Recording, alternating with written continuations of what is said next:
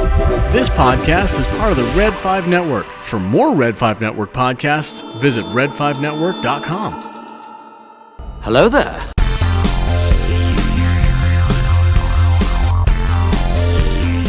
Dank Ferrick.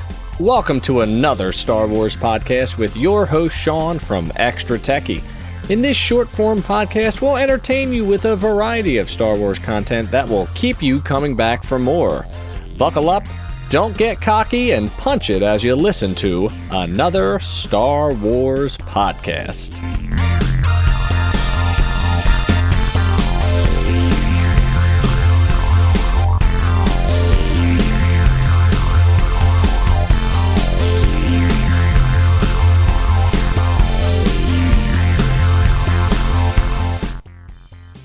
ASW welcomes you to another episode in 2021, and thanks for listening to another Star Wars podcast. I am your host, Sean, of Extra Techie, Extra Lego, and anything extra in your life, and we are happy to have you as we travel through the galaxy. We're recording on December 20th, 2021, and here's what's happening. Today on ASW, we're going solo, kinda, while chatting in my head about Timothy Zahn's Heir to the Empire. We're going to dive into the deep end, more like the shallow end, and discuss or lightly chat about the book, its summaries and plot lines, where I fit into Legends reading, and what others think about this book, and of course, my final opinion on the book. Will you agree with me? Probably not. Stay tuned and listen up for the final thoughts on Heir to the Empire. Let's get it. Now, Heir to the Empire, the proverbial start to the original sequels of the Star Wars original trilogy, is a series written by Timothy Zahn, the godfather of sci-fi. This story is set in Legends, otherwise known as the Expanded Universe. Threads of storylines touched only in books and given somewhat new life in the Disney era. Forgive me for some inaccuracies as I talk about this.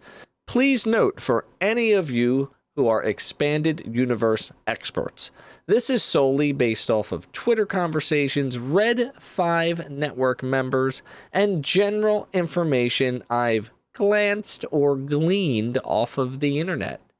Now, my background in Legends is limited, and here is why. I was too young. This book came out in 1991. I was born in 1988, so this book was well beyond me, and I had no clue it existed up until the new Thrawn book series. Shame on my parents for not introducing this book to me. But we'll discuss more on that later. Furthermore, I did not start my true Star Wars book adventure until my teenage years, browsing the local bookstore for Star Wars stories. And you know what I found? Chaos. Pure anarchy. No order of operation. Sure, each book had a timeline, but it was basically figuring out the plot line to inception. Very difficult. So I gave up. I've read a few Expanded Universe stories, but I cannot say that I am well versed in this topic. With that being said, I am sure my opinion on the book will ruffle some fanboy feathers. You grew up with this content and I did not, so it's my perspective in 2021. Now, this book took me a while to read between kids, life, vacations, and general distaste for the length of the chapters. Man, oh man, 1991 must have been a boring year because these chapters are lengthy. I bought this version of the book from my local Target with the Legends tag, and I threw this picture up on socials and was immediately met with distaste and negativity for buying this version instead of buying a used original version. So I haven't even read the book yet, and I'm already hearing it from people on the socials. Now, I did my best to keep these summaries on Twitter I would sort of read the book, gather my thoughts in a few short sentences, and post it out on ASW POV. So I believe that's pinned. You can check that out. I dove in on August 14th and got finished December 3rd. And that's 4 months, and pretty bad for retaining information, which is why I summarize the chapters as I go instead of at the end. So what we're going to do first is we're going to go through each chapter summary, and I guess they're going to be fragmented thoughts. They're going to be thoughts in the moment. They're not going to be perfect thoughts. There might even be some inaccuracies there, but we're going to listen to it. So let's do that now. So back on August 14th, on another Star Wars point of view, ASW POV, I wrote, tonight we dive into Heir to the Empire. Stay tuned for some recaps and reactions. After Chapter 1, the Thrawn I know in the current canon is exactly the same, analytical, artistic, and agile. I can't imagine what people thought when this came out. Referencing the Endor battle and how Thrawn may have turned the tide is huge. Chapter 2, a sweet recap of our heroes. Loving it so far. Seems like Luke is piling all the pressure onto his shoulders. Leia having twins, shocked eyes, and Han advocating for the New Republic is strange. Rockstar emojis. Chapter 3, so this is the Mara Jade people refer to, hates on Skywalker, doesn't like talking about her past. That's very curious. Chapter 4, back to Thrawn, Emperor's storeroom on Mount Tantus, which was just mentioned in, I think, Clone Wars or Bad Batch. I forget. Meeting a possible Jedi clone and recruiting him. EU is wild stuff already. Cloaking tech and something else. Chapter 5, Han gives reports now. Bothans are mentioned. Leia, Luke, and Han prepare for a trip. It's a quick chapter. Chapter 6, the trio heads to a planet for diplomatic reasons. It seems to be a trap. Chapter 7, the trio escape the attack from an unknown species. Possible connection to Empire? Luke has been training Leia. Maybe she builds a saber. Luke seems afraid to teach a student. That's kind of in line with what's been going on in the sequel trilogies. Chapter 8, Thrawn's back with the other Jedi, scheming to capture Luke and Leia. Leia is denied a leave of absence to pursue Jedi training. This progression is good so far. Looks like I was enjoying it on August 25th. Chapter 9, 3 arcs here. Thrawn launches a hit and fade attack, hoping the New Republic shows. Mara stands by, hoping Luke shows up. Leia is called to the attack system and halts her Jedi training. Luke heads for Dagobah. These chapters are longish. 3 days later. Chapter 10, a surprise attack. Leia thinks about using lightsaber and a fake YT-1300 chip. The gang needs to tap into some communications relay to see what's true or not. Meanwhile, Han is going to Lando for slicers. These story beats just feel familiar. Chapter 11, Luke returns to Dagobah to find some meaning. He has a dark vision of a lady wielding his lightsaber. He is disturbed by the vision. He finds a cylinder of some sort and decided that Lando should give him some guidance on it. They leave Dagobah. Chapter 12, our heroes reunite to meet up with Lando in basically a beat-for-beat remake of Empire Strikes Back. Yet the mining operation was cool to read about, but Imperial Star Destroyer appears as the chapter ends. Chapter 13, an exciting chapter with Luke communing with an unknown Jedi. He loses a half hour of real time. Meanwhile, Thrawn steals what he needs and finds out Chaboth, the Jedi, spoke with Luke. A plan emerges to capture Luke and the team. Well, all right then. Chapter 14, 3PO imitates Leia as a decoy. Chewie and her head to Kashyyyk. Luke seeks out the rogue Jedi. Han is grumpy. Similar beats to Empire Strikes Back. Chapter 15, the group does the old switcheroo. Han and Lando make some moves. Luke heads off. Leia and Chewie are away. We cut to Thrawn, who has already figured out their plan because he's smart. They embark to intercept Luke. Chapter 16, also September 19th. That's my birthday. Send me a gift. Donate to the Ko-fi. Luke gets into some trouble, tractor beam by Thrawn, but he somehow evades it using some fancy flying skills. Thrawn, on the other hand, is not too happy. He gets rid of the person who made the mistake, but Luke is stranded because his hyperdrive is broken. Sheesh. Chapter 17, Luke does some cool stuff and is very handy in the X-Wing, and Leia had a very cool experience with the Wookiees. This chapter was very cool. Chapter 17, very cool chapter. Go read it. Chapter 18, Luke is awoken by R2's ship in the area. He boards the ship only to find that someone on that ship hates him more than Palpatine. Mara Jade. A cool quote that I wrote down. The vast majority of Jedi lore has been so twisted by myth and ignorance that to get a clear picture is almost impossible. I actually really liked that. I wrote it down.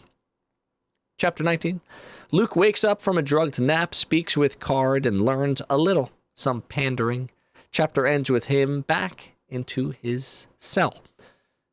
Chapter 20, Han and Lando chapter, their history of the Falcon closely resembles Solo. There's some gambling and shady contacts. Let's figure out what they are doing. Chapter 21. Luke and Mara. Luke is moved to another area of Card's complex because Han and Lando are moments away from visiting Card. Mara is charged with relocating him. Once moved, Luke gets to work trying to escape to no avail. Chapter 22. Luke troubleshoots to get out of his cell, uses his hand as a power supply. It's pretty cool. Han takes a meeting with Card, but the Imperials show up, Thrawn specifically. It's creating some conflicts. Soon, Luke escapes, and Mara realizes this and now is in pursuit. Chapter 23, October 20th. It's been a while, so I guess Mara and Luke are hiding from Imperial troopers. She really wants Luke dead. Don't know why yet. Luke is staying calm and collected. Have to admit, these chapters feel draggy to me. Keep on plugging away. Chapter 24, long chapters kill me. Takes me forever, but we have perspectives from Luke and Mara. Thrawn and Card, all scheming. Thrawn suspects Skywalker is there too. Mara still hates Jude. Card figures he has to work with Solo. Chapter 25, not a dreadfully long chapter, and this one had my attention as we focus in on Leia, on the world of Kashyyyk hiding away. Suddenly, the Nogiri attack, and she cuts one in half with her saber. Okay, Leia, get it. Another attacks but stops. Later on, we find that Vader employed them, and they recognize her as royalty. What? How interesting. Chapter 26, I didn't continue to thread. I don't know why I didn't do that, but I just didn't reply to myself. Mara Jade hates Luke because she was the Emperor's hand of the king. Well, I mean, sure, I'll go with it. All right. But Luke using a crate dragon call like Kenobi is cool, but not really. Chapter 27, Thrawn's cloaking machine works.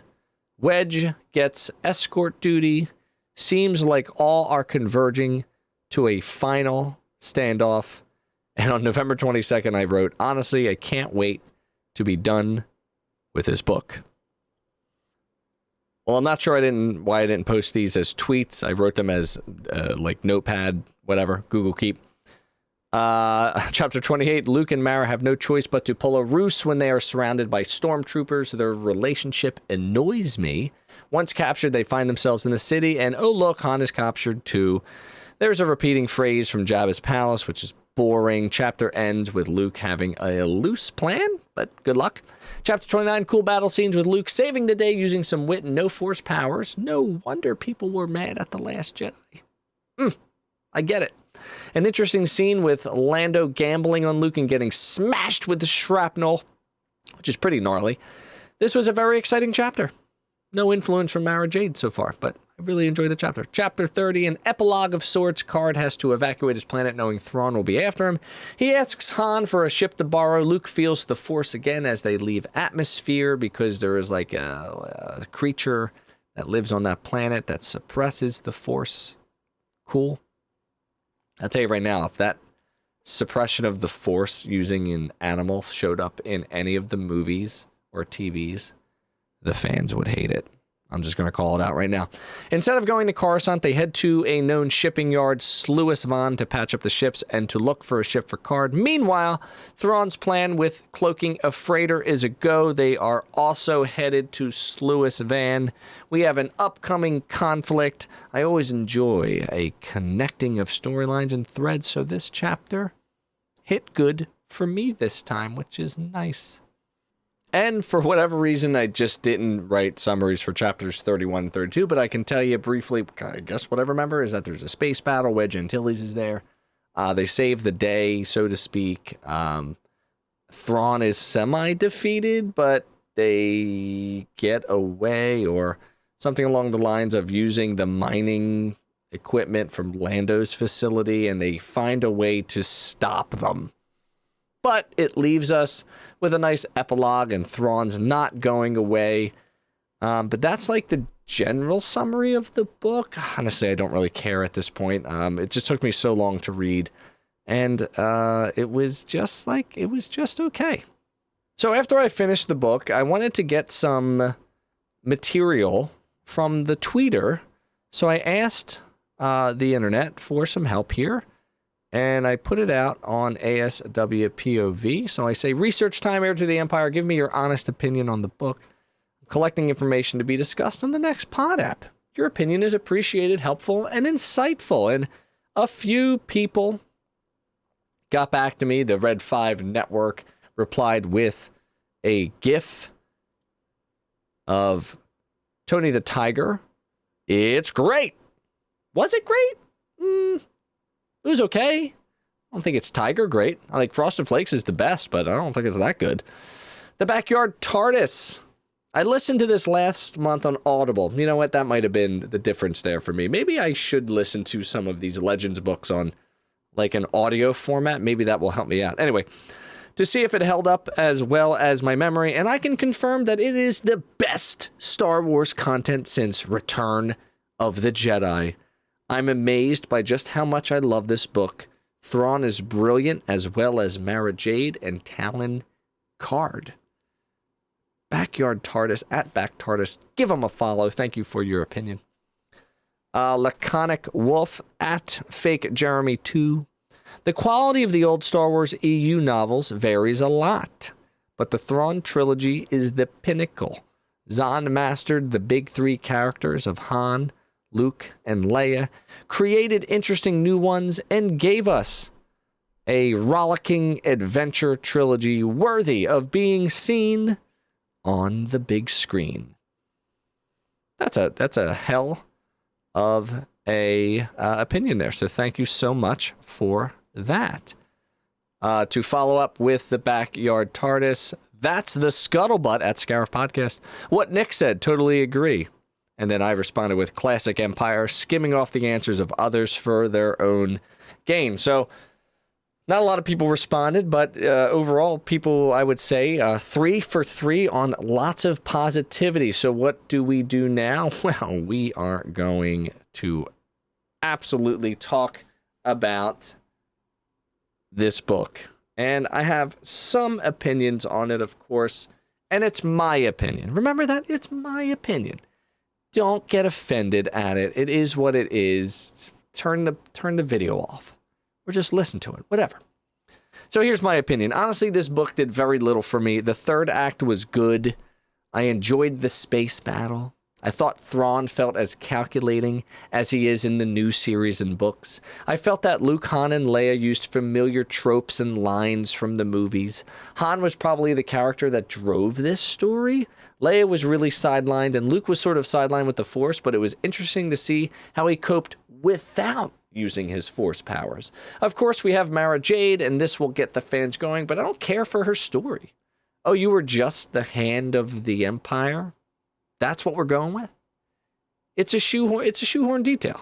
Okay, and it's not the first time something like this has happened in Star Wars stories, because as we can tell, with the incredible library of the EU, was anyone in the same room when they wrote the stories? Like, what is going on? Why are there such a diverse set of writers in the Star Wars expanded universe? Like, did anybody talk to each other? I can make very similar arguments to details in this story as one would make to the Disney sequel movies. You know what I mean? Like you can say anything about either the EU content not making sense and the sequel trilogy content not making sense. Even though this book comes nowhere near the time that the sequel trilogy takes place. So you got to consider that as well. So the timing of the story is cool, as it's not too many years post-fall of the Empire, currently in our Mandoverse. There was some cool political machinations in this story, but nothing really stands out. I was left unimpressed. I don't even know if I want to read the next one. It leaves the reader with Akbar being arrested? Who cares? I don't care about Admiral Akbar. He had a line. He commanded one ship in one movie. Why should I care? Maybe there is more story I'm missing about him. Maybe I'm jaded toward the sequel trilogy movies. Maybe I'm just rambling. I don't know. I'm doing a mind dump where I just type and I'll figure out the details later, in which I didn't figure out the details. I'm just reading what I wrote a couple weeks ago. Being as I've already been exposed to new stories, there's no way in hell I can see this without an unbiased opinion. I can totally get why those who invested time, money, and effort into the EU were pissed off when Disney axed it. I get it. I can 100% see the disconnect between the Legends material and the sequel trilogy, and all I can do is ingest the information and spit back out a response. Maybe if I read this after seeing Return of the Jedi in theaters, my mind would be different. But as it stands, this book did very little for me. I'm not even sure I want to continue reading. What's the point? And I'd rather read High Republic content, as that's what matters now instead of what matters then. That's it. If you want to further the discussion, follow me on Twitter, ASWPOV, and open up a dialogue. I'm happy to banter, but don't bother throwing slander and icky words my way because you were offended at my perspective. It's at ASWPOV on Twitter. And follow my other accounts if you want to get weird, at Extra Techie on all the socials. This pod, of course, is part of the Red 5 network, and it's a great network to be a part of. And please, someone convince me to read the second book. I have no motivation. Heir to the Empire. Another Star Wars podcast, another Star Wars point of view. Whatever. It's just a guy with a microphone. We'll see you next time.